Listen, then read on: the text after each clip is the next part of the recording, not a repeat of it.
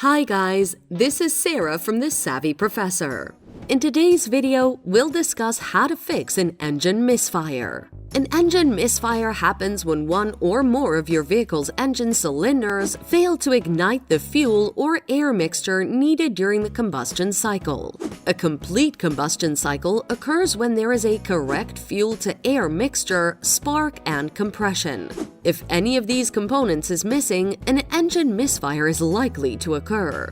When this occurs, you may notice that your car's acceleration slows down. It may even shake during acceleration, and when idle, the engine may vibrate more than normal. The following are some of the common causes. Failed spark plug caused by the vehicle being left idle for a long time. A dirty air filter or dirty fuel injectors. A failed spark plug can also be caused by corrosion from carbon.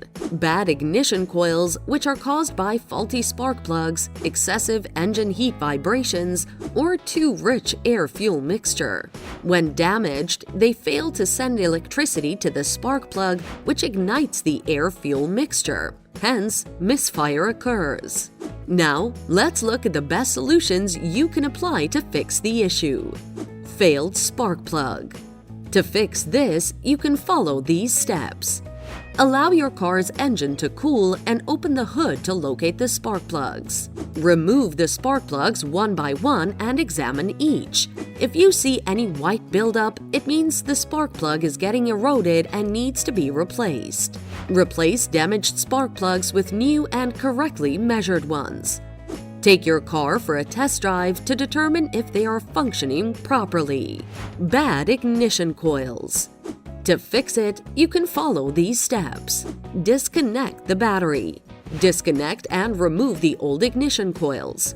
Install the new ignition coil. Reconnect the battery. Test the new coil by taking the vehicle on a test drive. Thanks for watching.